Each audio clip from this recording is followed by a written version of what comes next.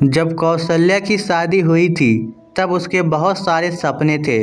वह सोचा करती थी हर सपने को दिल खोलकर पूरा करेगी। पति भी कमाऊ मिला था। शहर के मुख्य बाजार में उनकी खुद की दुकान थी। अच्छी कमाई हो जाती थी। कौशल्या का बचपन बंदिशों में गुजरा था। पहले पिता की पाबंदियां, फिर भाइयों की बंदिशें। खुलकर जीने का मौका ही नहीं मिला था। 12वीं पास करते ही पढ़ाई छुड़वा ली गई।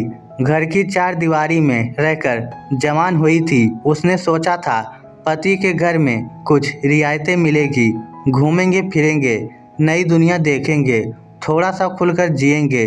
कौशल्या ने पति से कहा, सुनो जी, 10 दिन का हनीमून टूर बनाओ ताकि थोड़ा सा खुलकर जिए, खुली हवा में सांस लेकर जिंदगी की नई शुरुआत करें। पति ने कहा, अभी इतना पैसा नहीं है कि हनीमून जैसे फिजूल के टूर पर खर्च किया जाए। अभी एक बहन और भाई की शादी करनी है, उनकी पढ़ाई पर भी खर्चा लग रहा है। इतने दिनों के लिए मैं दुकान भी बंद नहीं रख सकता, ग्राहक कहीं और से सामान लेने लगेंगे। कौशल्या उदास होकर बोली, फिर मेरे सपनों का क्या होगा? पति बोले, थोड़ा सा धीरज रखो, मैं तुम्हारे हर सपने को पूरा करूंगा। पहले बहन भाई को सेटल करके उनकी शादियां कर दूं, फिर हमारे पास वक्त ही वक्त होगा। फुर्सत की आस में इच्छाओं को पोस्टपोन करना पड़ा।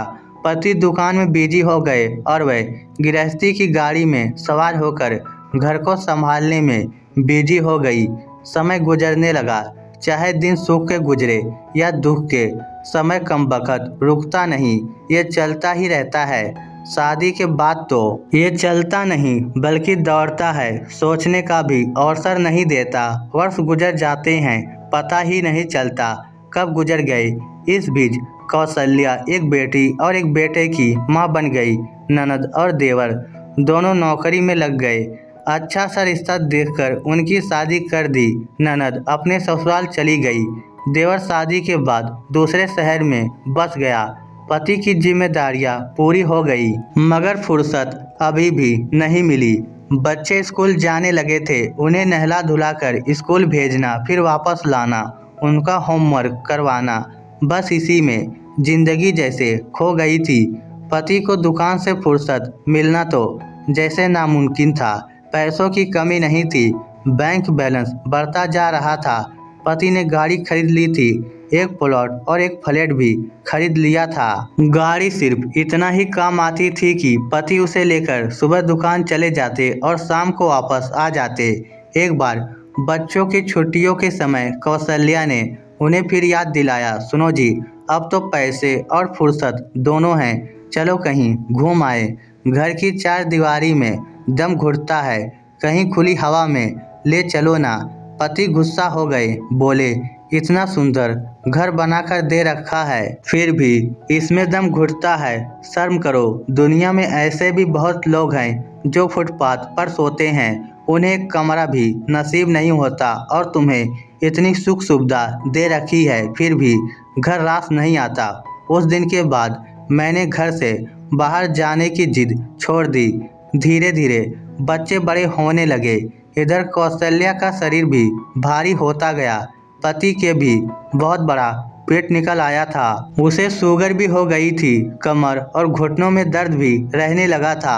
अब तो घर से बाहर निकलने का दिल ही नहीं करता था। थोड़ा सा चलते ही कौशल्या हांफने लगती थी। घर का काम भी नहीं होता था, इस कारण नौकरानी रखनी पड़ी। नौकरानी रखने के बाद तो जैसे शरीर खारिज ही हो गया था। तरह तरह की बीमारियां लग गई थी। दवाइयों के भरोसे दिन कटने लगे थे। अब जिंदगी कट नहीं रही थी बल्कि घसीटी जा रही थी। पैसा रुतबा सब कुछ था, मगर सुकून नहीं था। इसी तरह जिंदगी को घसीटते हुए बच्चों की शादी कर दी। फिर एक दिन अचानक पति को दिल का दौरा पड़ गया। पैसों को पानी की तरह बहाया, तब कहीं जाकर जान बच पाई। दिल के दौरे के बाद पति महीनों तक बेड रेस्ट पर रहे। दुकान बेटा संभालने लगा। मौत के करीब जाकर लौट आने के बाद पति को समझ में आया कि जिंदगी तो एक बुलबुला है, कब फूटकर धोखा दे दे, इसकी कोई खबर नहीं है। जब पति ठीक हो गए तब कौशल्या के पास आए और बोले, कौशल्या चलो कहीं घूम आए, आओ कहीं सुकून भरी जगह चलते हैं, साथ मिलकर बोलेंगे, बतलाएंगे, हंसी ठिठोली करेंगे, मुस्कुराएंगे। जाओ तैयारी करो, आज से थोड़ा सा जीने की कोशिश करते हैं। पैसे कमाने के मोह में मैं जीना ही भूल गया था। मृत्यु के करीब जाकर लौट आने के बाद मुझे पता चला कि पैसा कमाना जिंदगी नहीं है, खुशियाँ पाने के लिए पैसा खर्च करना जिंदगी है। कौशल्या ने अजीब सी नज़रों से पति की तरफ देखा, फिर कहा, अब क्या करेंगे जी? बाहर जाकर ना शरीर चलने के काबिल रहा, ना दांत चबाने के काबिल रहे, ना आंत पचाने के काबिल रही। इस उम्र में घर ही सबसे उत्तम जगह है जहां समय पर दवा दारू हो जाती है। पति उदास होकर बोला, मुझे माफ़ कर दे कौशल्या, खाने पीने और पहनने की उम्र में मैं सिर्फ बैंक बैलेंस बढ़ाता रहा और तुम ख्वाहिशों का गला घोंटती रही। अब शायद सब कुछ खत्म हो चुका है, जीने के दिन गुजर गए, अब तो जिंदगी को घसीटने के दिन बचे हैं। पति को उदास देखकर कौशल्या बोली, दिल छोटा मत करो जी, हम घूमने चलेंगे, चलो हम किसी तीर्थ यात्रा पर चलते हैं। इतना सुनकर पति खुश हो गए।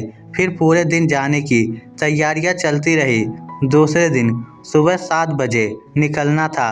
कौशल्या रात भर जाने के बारे में सोचती रही।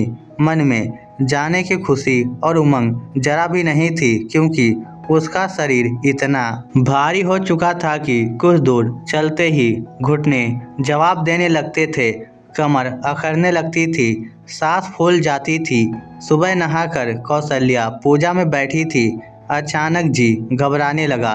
कौशल्या पति को आवाज़ देनी चाहिए, मगर गले से शब्द नहीं निकले। सांस रुक गई थी। अचानक बैठे बैठे ही उसका शरीर आगे की तरफ झुक गया। फिर उसने महसूस किया जैसे वह काफ़ी हल्की फुल्की हो गई है। अब चलने में जरा भी परेशानी नहीं हो रही थी। होती भी कैसे, आत्मा में वजन कहाँ होता है। कौशल्या ने देखा उसका शरीर प्राण विहीन होकर प्रभु के चरणों में पड़ा था। काफ़ी देर बाद पति आए और आवाज़ देने लगे, कौशल्या अभी तक पूजा खत्म नहीं हुई क्या? अरे चलो भाई, देर हो रही है, बाहर ड्राइवर गाड़ी में हमारा इंतजार कर रहा है। कौशल्या की तरफ से कोई प्रतिक्रिया ना पाकर वे उसके पास बैठ गए। फिर उसका कंधा पकड़कर हिलाने लगे। कौशल्या फिर भी नहीं उठी तो उन्होंने उसकी नब्ज देखी, फिर झटके से उसका हाथ छोड़ दिया। फिर घबराते हुए कांपते हाथों से उन्होंने उसे बैठाने की कोशिश की, मगर उसका निष्प्राण शरीर उनकी गोद में लुढ़क गया। वो उसके माथे पर हाथ फेरते हुए कहने लगे, कौशल्या उठो, ऐसी गहरी नींद में मत सो, अभी तो तेरे साथ थोड़ा सा जीना है मुझे। देखो, तुम फुर्सत निकालने के लिए मुझसे लड़ा करती थी ना, अब तो मेरे पास फुर्सत ही फुर्सत है। उठ जाओ यार, मुझे घबराहट हो रही है। पति की तेज आवाज़ सुनकर बेटा और बहू आ गए। बेटे ने डरते डरते उसकी नब्ज देखी, फिर रुलाई को रोकते हुए बोला, पापा मम्मी हम सबको छोड़कर जा चुकी है। पति शून्य पड़ते हुए से बोले, छोड़कर चली गई? बिना बताए ही चली गई। फिर उन्होंने दोनों हाथों से अपने सीने को थाम लिया और झटके से उनका चेहरा नीचे गिरकर उसके सिर पर टिक गया। जैसे ही पति की आत्मा शरीर से अलग हुई, वह उन्हें नजर आ गई। वह मुस्कुराते हुए बोले, तू क्या समझती है, मैं तुझे अकेले ही चले जाने दूंगा? कौशल्या बोली, उधर देखो, बच्चे रो रहे हैं। पति बोले, आओ अब यहाँ से चले, अब संसार के दुख सुख से हमारा नाता खत्म हुआ। माया को इकट्ठी करने के चक्कर में पूरी जिंदगी लगा दी, ये जानते हुए भी कि माया छलिया है, ये किसी की नहीं होती। जाना खाली हाथ ही पड़ता है। दोस्तों, सब जानते हैं कि इस दुनिया में खाली हाथ आए हैं और खाली हाथ ही जाएंगे। फिर भी धन कमाने के चक्कर में हर कोई इतना बिजी हो जाता है कि वह जीना भूल जाता है, स्वास्थ्य की परवाह करना भी छोड़ देता है।